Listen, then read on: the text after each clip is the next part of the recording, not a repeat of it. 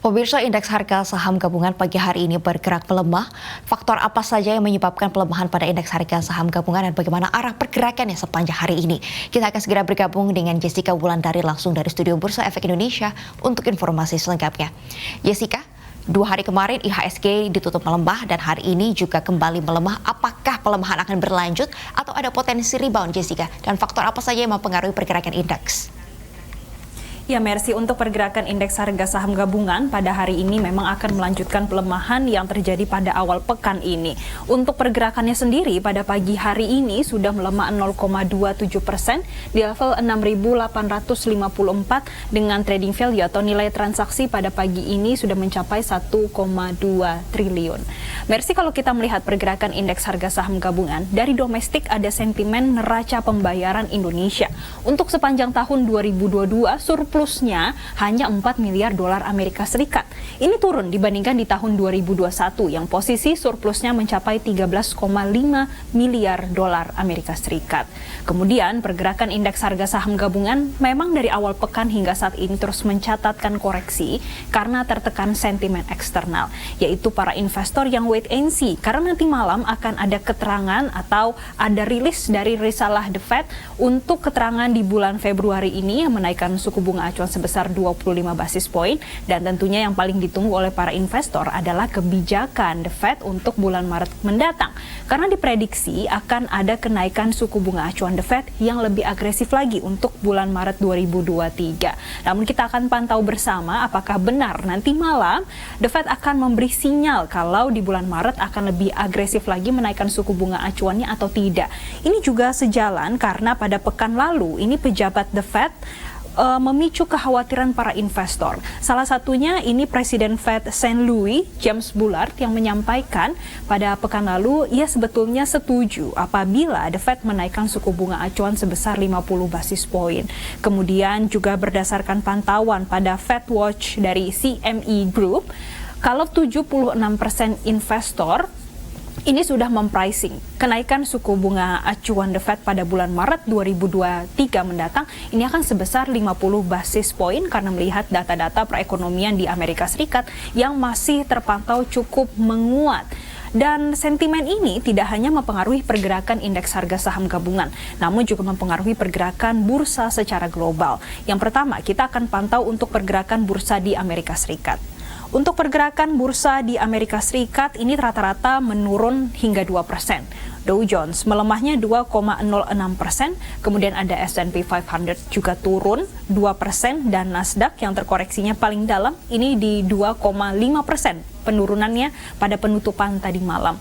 Tidak hanya dipengaruhi adanya sentimen para investor yang wait and see dan juga sudah mempricing kenaikan suku bunga acuan sebesar 50 basis poin, namun para investor juga melihat imbal hasil dari Treasury Amerika Serikat untuk yang 10 tahun ini naik 8 basis poin sehingga posisinya berada di level 3,91%, sedangkan untuk imbal hasil yang 2 tahun ini posisinya berada di level 4,7%. Dan sentimen ini justru menekan atau mendominasi pergerakan bursa secara global. Padahal ada sentimen positif dari Amerika Serikat, yaitu terkait dengan PMI manufaktur dan jasa yang baru saja dirilis oleh S&P.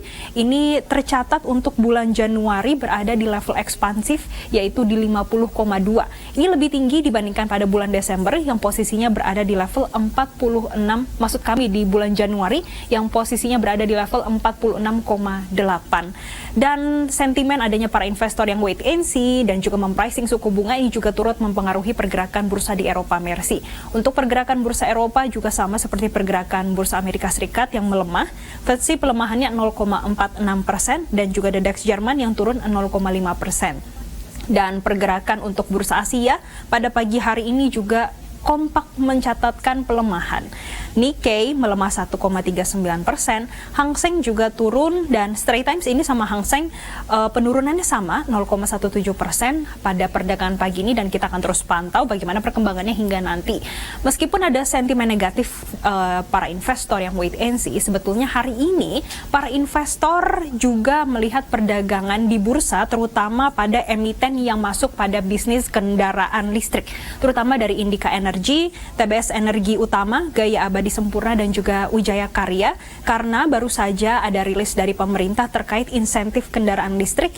Ini setidaknya ada 4. Yang pertama terkait adanya pajak pertambahan nilai atau PPN ini sebesar 1%, adanya subsidi pembelian motor listrik, dan juga target dari 50.000 unit motor konversi pada tahun 2023. Ini diharapkan bisa menjadi sedikit penggerak atau penahan dari pergerakan indeks harga saham gabungan yang melemah pada perdagangan pagi ini.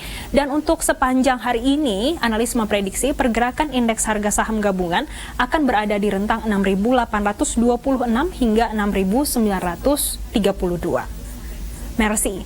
Ya, Jessica, pelaku pasar masih menunggu bagaimana arah kebijakan The Fed pada bulan Maret mendatang, bagaimana dampaknya pada nilai tukar rupiah. Kalau saya lihat saat ini dolar indeks cenderung melemah, apakah artinya terjadi penguatan pada nilai tukar rupiah, Jessica? Betul, Mercy, kalau kita pantau untuk pergerakan indeks dolar pada pagi hari ini melemah 0,11%, meskipun posisinya masih berada di level 104. Namun sayangnya pelemahan pada indeks dolar ini tidak membuat penguatan pada nilai tukar rupiah. Karena nilai tukar rupiah berdasarkan pantauan kami pada pagi hari ini sudah melemah 0,2%. Lebih tinggi pelemahannya, padahal di satu sisi ada indeks dolar yang melemahnya 0,11%.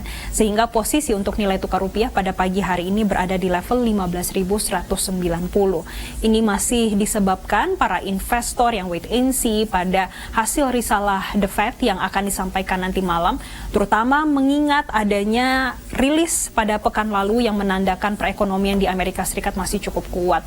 Ini mulai dari indeks harga produsen yang posisinya masih naik 0,7% secara bulanan, kemudian dari inflasi di Amerika Serikat di bulan Januari masih di atas perkiraan pasar di level 6,4% secara tahunannya, dan juga adanya lapangan pekerjaan atau jobless claim-nya ini juga masih penurunannya belum terlalu signifikan karena pada pekan yang berakhir di tanggal 11 Februari 2023 ini masih tercatat di 194.000 klaim pengangguran. Ini hanya ada turun 1.000, sehingga ini ada ekspektasi kalau The Fed akan lebih agresif lagi untuk menaikkan suku bunga acuannya. Meskipun Gubernur The Fed Jerome Powell ini sudah menyampaikan kalau saat ini Amerika sudah memasuki area disinflasi, terutama dari sektor jaksa. Namun kita akan melihat bagaimana kepastiannya nanti malam, terutama setelah ada rilis terkait dengan perekonomian di Amerika Serikat pada pekan lalu. Dan untuk perdagangan nilai tukar rupiah pun pada hari ini juga masih diprediksi melanjutkan pelemahan, Mercy. Setidaknya akan ada di rentang 15.100 hingga 15.250. Dan kami juga memantau untuk sejumlah harga komoditas. Yang pertama untuk pergerakan harga emas. Kalau indeks dolar yang melemah 0,11% tadi tidak mempengaruhi pergerakan nilai tukar rupiah, namun ini berhasil mempengaruhi pergerakan harga emas, terutama COMEX Gold, yang pada pagi ini menguat 0,08% di level $1.843 per troy ounce. Namun sayangnya ini tidak banyak berdampak pada pergerakan emas antam, karena emas antam pada pagi hari ini terpantau turun 0,4% di level Rp1.019.000 per gramnya. Sementara itu, untuk pergerakan harga minyak mentah dunia pada pagi hari ini masih mencatatkan pelemahan. Padahal kalau kita lihat di 2 hari awal pekan ini sudah ada penguatan hingga 3%. Namun pada pagi hari ini WTI terpantau melemah 0,24%, posisinya di level $76,16 per barrelnya. Sedangkan untuk Brent pelemahannya 1,21%, posisinya di level $83,05 per barrelnya. Untuk pergerakan harga minyak mentah dunia memang masih cukup mix, terutama dengan adanya Rusia yang berencana untuk memangkas supply atau maksud kami produksi minyak mentah ini sebesar 500.000 barrel per harinya, atau ini setara dengan 5% produksi dari Rusia. Ditambah dengan adanya ini merupakan balasan bagi negara barat yang sudah memberikan price cap atau adanya pembatasan harga untuk menekan adanya pergerakan dari harga minyak mentah dunia yang dinilai cukup tinggi secara signifikan. Kemudian memang ini juga ditambah dengan adanya sentimen yang pada bulan Oktober lalu OPEC Plus ini memutuskan untuk sepanjang tahun 2023 memangkas produksinya sebanyak 2 juta barrel per hari. Namun kita akan terus pantau, Mercy, bagaimana sentimen tadi mempengaruhi pergerakan pasar sepanjang hari ini. Demikian, Mercy.